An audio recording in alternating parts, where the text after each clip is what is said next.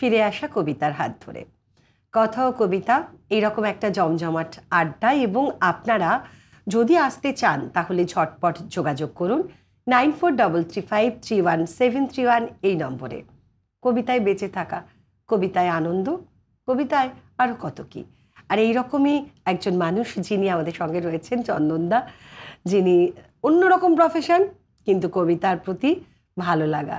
মুখস্থ না হোক, দেখে পড়ি, কিন্তু কবিতার ছুটি নেই, তাই তো? এটাই তোমার মনের কথা তো?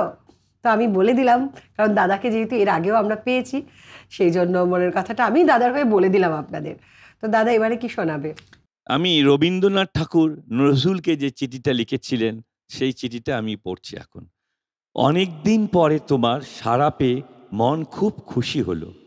কিছু দাবি করেছ, তোমার দাবি অস্বীকার করা আমার পক্ষে কঠিন। আমার মুশকিল এই, 75-এ পড়তে তোমার অনেক দেরি।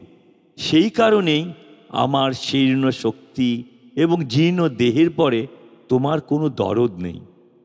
কোনো মন্ত্র বলে বয়স বদল করতে পারলে তোমার শিক্ষে হতো, কিন্তু মহাভারতের যুগ অনেক দূরে চলে গেছে। এখন দেহে মনে মানব সমাজকে চলতে হয় সায়েন্সের সীমানা বাঁচিয়ে। এই প্রাচীন কবি তোমাদের কাছে আর কিছু না হোক করুণা দাবি করতে পারে। অকিঞ্চনের কাছে প্রার্থনা করে তাকে লজ্জা দিও না। এই নতুন যুগে যেসব যাত্রী সাহিত্য তীর্থে অবতীর্ণ হবে তাদের পাথেও নিজেদের ভিতর থেকেই সংগ্রহ করতে হবে। শুনেছি বর্ধমান অঞ্চলে তোমার জন্ম, আমরা থাকি তার পাশের জেলায়। কখনো যদি সময় করে ওই সীমানা পেরিয়ে আমাদের দিকে আসতে পারো, খুশি হব। সচক্ষে আমার অবস্থাটা দেখে যেতে পারবে। একটু অন্যরকম কিছু শুনলাম তোমার কাছে।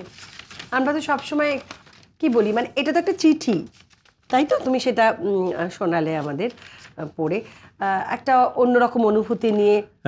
কোন সময় লিখেছিলেন যদি একটু আমাদের বলো? রবীন্দ্রনাথকে ছোটবেলার থেকে নজরুল খুব ভক্তি করতেন। আচ্ছা।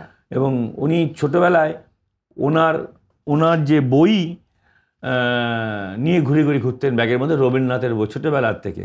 তো একবার ফুটবল খেলার মাঠে শুনেছি কোনো বন্ধু ওদের রবীন্দ্রনাথ ঠাকুর নামে বাজে কটু কথা বলেছিল বলে ও ছেলেটাকে মাথা ফাটিয়ে দিয়েছিল।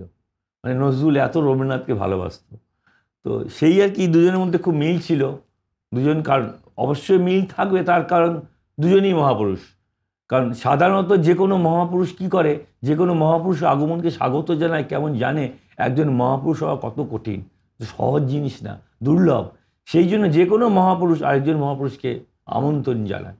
সেরকম দুজনের মধ্যে খুব বন্ধুত্ব হয়ে গেছিল। দুজনেই তো, আমরা তো বলি এমনি যে হৃদয় রবীন্দ্রনাথ। নজরুলও কম না, কবিতা এক একটা লাইনগুলো বাবারে বাবা কি সাংঘাতিক, কেউ কার থেকে কম না। ওই জন্য নজরুল চর্চাও কিন্তু কম হয় না, সত্যিই খুব কঠিন, অনেকবার পড়তে হয়, সবকিছুই অনেকবার পড়া দরকার। আমার মনে হয় নজরুলের কবিতাগুলো যদি ইংরেজিতে ট্রান্সলেশন করা যেত, তিনিও নোবেল প্রাইজ পেতেন। ট্রান্সলেশন করিনি বা সেই জন্য ভাবিনি, সেই জন্য এটা উনি পাইনি। এখন আবার হয়তো এই ভাবনাগুলো এইরকম তোমার আমার মধ্যেই থেকে গেছে। আচ্ছা, এবারে কি শোনাবে? এবার একটি মোরগের কাহিনী, সুকান্ত ভট্টাচার্য। এটা আমারও ভীষণ প্রিয় কবিতা, খুব ছোটবেলায় বলেছি। একটি মোরগ হঠাৎ আশ্রয় পেয়ে গেল বিরাট প্রাসাদের ছোট্ট এক কোণে, ভাঙা প্যাকিং বাস্কের গাদায়, আরও 2-3টি মুরগির সঙ্গে। আশ্রয় যদিও মিলল, উপযুক্ত আহার মিলল না। সতীক্ষ্ণ চিৎকারে প্রতিবাদ জানিয়ে গলা ফাটালো সেই মোরগ ভোর থেকে সন্ধে পর্যন্ত। তবু সহানুভূতি জানালো না সেই বিরাট শক্ত ইমারত। তারপর শুরু হলো তার আস্থা করে আনাগোনা। আশ্চর্য, সেখানে প্রতিদিন মিলতে লাগলো ফেলে দেওয়া ভাত রুটি, চমৎকার প্রচুর খাবার। তারপর এক সময় আস্থা কুড়িয়ে এলো অংশীদার, ময়লা ছেঁড়া ন্যাকড়া পরা 2-3টে মানুষ। কাজেই দুর্বলতর মোরগের খাবার গেল বন্ধ হয়ে। খাবার খানিকটা খাবার। অসহায় মোরগ খাবারের সন্ধানে বারবার চেষ্টা করল প্রাসাদে ঢুকতে।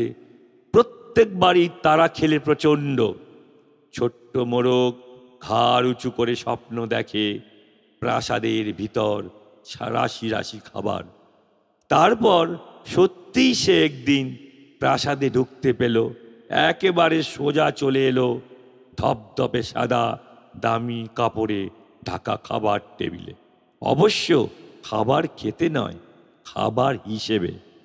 কবি এত ভালো লিখে গেছেন, তরুণ কবি সুকান্ত ভট্টাচার্য।